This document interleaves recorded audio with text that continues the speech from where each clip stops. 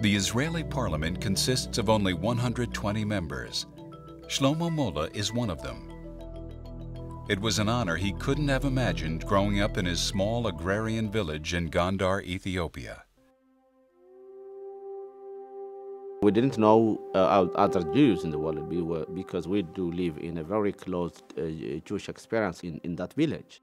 The close-knit Ethiopian Jewish community traces its roots back 2,500 years to the exodus of Jews from Jerusalem after the destruction of the First Temple. In the Jewish villages, you have your own Jewish experiences, you have your own synagogue. They very strong and proud cultural life.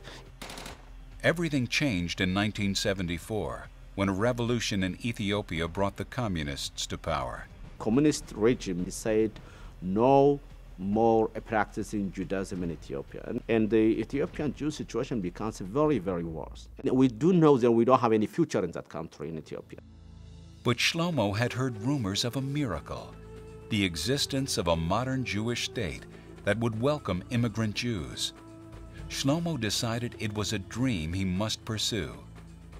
At barely 16, Shlomo and a group of friends began a perilous journey on foot across some of Africa's harshest terrain. We walked day and night, no shoes, no enough food, even we don't have enough water. After surviving for more than 100 miles, Shlomo and his friends are stopped at Ethiopia's unfriendly border with Sudan. We don't have any visa, no passport, and they said, you are a spy of Israel, a spy of Ethiopia.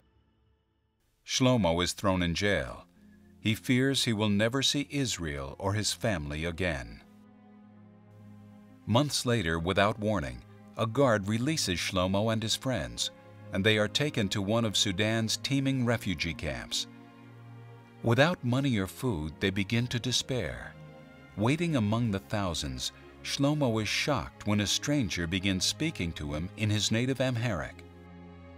He said, okay, I know who are you, and I know what village you come from. And he gave us some food, tents, clothes, and he said, I will come tonight.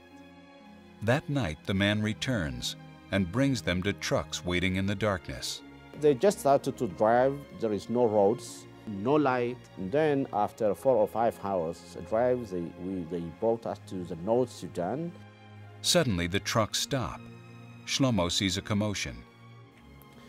In a minute already, we see parachute commandos are coming, and they said, we are Israelis, so we came to rescue you.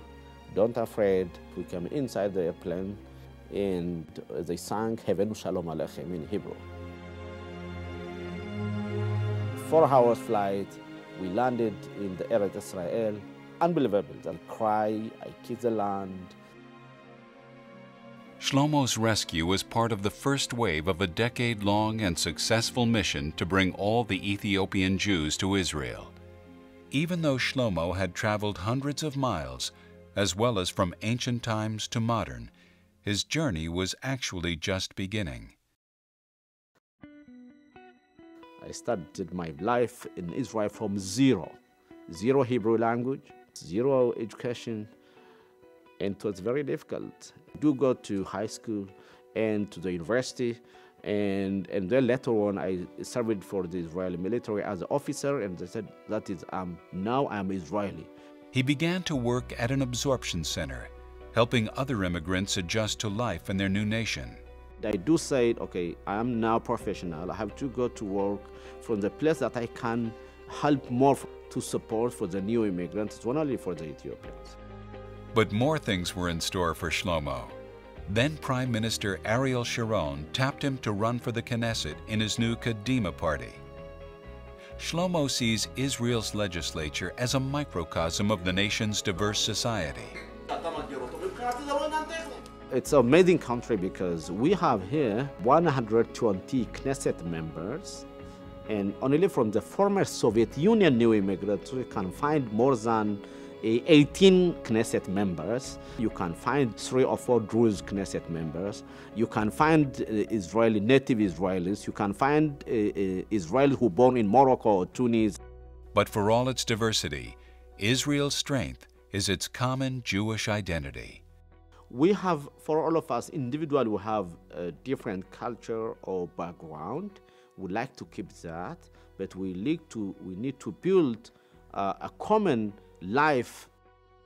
As one of the millions of immigrants who have come seeking a new life in Israel, Shlomo Molla believes in the Zionist dream. Here in Israel, if you have your own motivation, the sky is the limit.